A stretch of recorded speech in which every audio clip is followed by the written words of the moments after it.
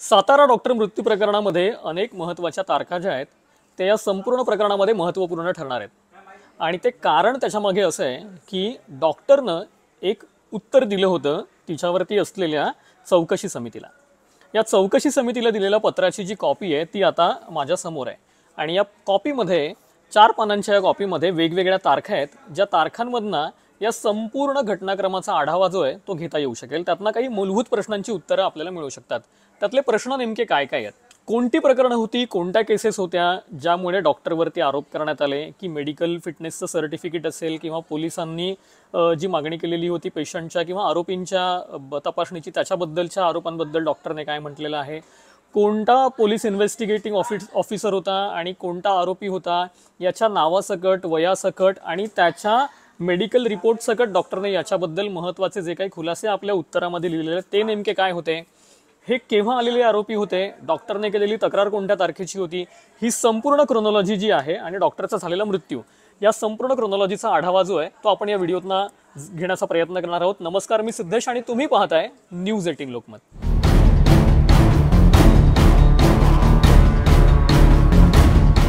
सुरुवातच करणार आहोत डॉक्टरने केलेल्या तक्रारीच्या तारखेपासून। 19 जून 2025 ही ती तारीख आहे ज्या दिवशी डॉक्टरनं एक तक्रार केली होती आणि या तक्रारीमधनं पोलिसांवरती आरोप केलेले होते की दबाव दिला जातोय, प्रेशराईज केलं जात आहे आणि या सगळ्या आरोपांनंतर डॉक्टरचीच वेगळी पुन्हा चौकशी जी आहे ती लागली, कारण पोलिसांनी डॉक्टर विरोधात ही परस्पर विरोधी तक्रार दिलेली होती आणि त्या तक्रारीला उत्तर जे आहे ते डॉक्टरने दिलेलं होतं आणि त्या उत्तरामध्ये या डॉक्टरनं महत्त्वाच्या प्रश्नांची उत्तरं दिलेली आहेत आणि त्या उत्तरामध्ये डॉक्टरनं काय काय म्हटलंय ते मी तुम्हाला सांगण्याचा प्रयत्न करतोय। पहिला आरोप जो याच्यामध्ये डॉक्टरवरती करण्यात आलेला होता पोलिसांकडून, त्याला उत्तर देताना डॉक्टरने असं म्हटलंय की खासदारांचे पीए आले होते आणि त्या पीएंनी फोनवरून डॉक्टरशी खासदारांचं बोलणं करून दिलं आणि खासदारांनी डॉक्टरला म्हटलं होतं की तुम्ही बीडचे असल्यामुळे आरोपींना फिट असल्याचं सर्टिफिकेट देत नाही, अशा प्रकारचा आरोप जो आहे तो डॉक्टरनं आपल्या या स्पष्टीकरणाच्या उत्तरामध्ये दिलेला आहे।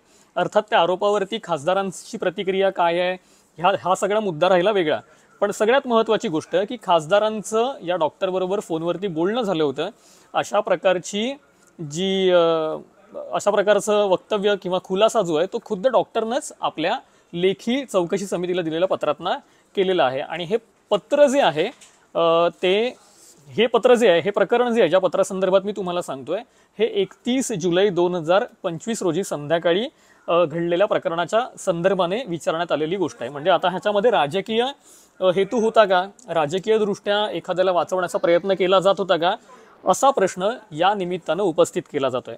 यानंतरचा दुसरा महत्त्वाचा मुद्दा हा आहे की हे सगळे आरोप किंवा ह्या सगळ्या गोष्टी होत असताना डॉक्टरने ज्या पोलीस अधिकाऱ्यावरती सवाल उपस्थित केलेले आहेत, पोलीस निरीक्षक अनिल महाडिक यांच्याबद्दल बोलत असताना डॉक्टरने अतिशय गंभीर आणि सनसनाटी आरोप करताना असं म्हटलंय की अनिल महाडिक यांनी माझं कोणतंही म्हणणं ऐकून घेतलं नाही, त्यांनी उडवाउडवीची उत्तरं दिली, त्यांनी मी म्हणत असलेल्या आरोपांची दखल कुठेही घेतली नाही, अशा प्रकारचं म्हणणं जे आहे किंवा माझं म्हणणं जे आहे ते अनिल महाडिक यांनी पोलीस अधिकारी असलेल्यांनी ऐकून घेतलं नाही आणि त्यांना जे हवं होतं ते करण्यासाठी त्यांनी मला दबावाखाली आणण्याचा प्रयत्न केला, अशा प्रकारचा पहिला आरोप यांनी 31 जुलैला घडलेल्या घटनेच्या आधारावरती केलेला आहे। नंबर 1।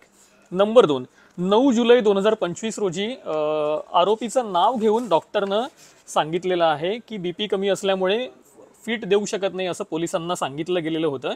त्याच्यानंतर देखील फिट मिळावा आरोपी यासाठी डॉक्टरांकडनं दबाव टाकून प्रयत्न करण्याचा आरोप जो आहे तो देखील डॉक्टरनं आपल्या पत्रामध्ये केलेला आहे। सगळ्यात महत्त्वाची गोष्ट म्हणजे यानंतर 16 जुलै 2025ला लक्ष्मी बाळू खरात या 54 वर्षीय महिलेला देखील मेडिकल टेस्टसाठी पोलीस घेऊन आलेले होते, तर तिच्या बाबतीमध्ये देखील अशाच प्रकारची घटना सातत्यानं समोर आली।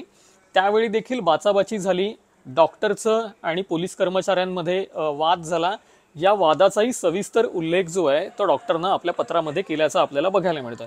यानंतर देखील फिटनेस सर्टिफिकेट देण्यावरून किंवा देण्याबाबत काय काय घडलं याचा सविस्तर खुलासा डॉक्टरनं आपल्या पत्रामध्ये केलेला आहे। एकूणच अनिल महाडिक, गोपाळ बदने या दोघांवरही गंभीर स्वरूपाचे आरोप डॉक्टरनं केलेले आहेत.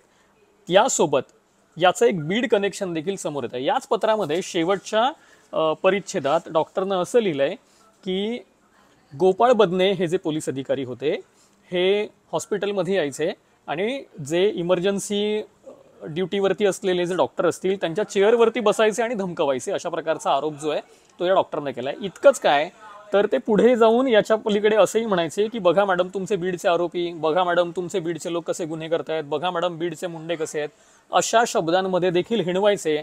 अशा पद्धतीचा उल्लेख आपल्याला डॉक्टरने दिलेल्या उत्तराच्या पत्रामध्ये आढळतो. हा अत्यंत गंभीर स्वरूपाचा आरोप डॉक्टरने केलेला होता. ह्या उत्तरानंतर याच्यावरती काय कारवाई करण्यात आली हा मुळात सगळ्यात महत्त्वाचा प्रश्न आहे. कारण 19 जून 2025ला डॉक्टरने पहिली तक्रार केली पोलिसांविरोधात.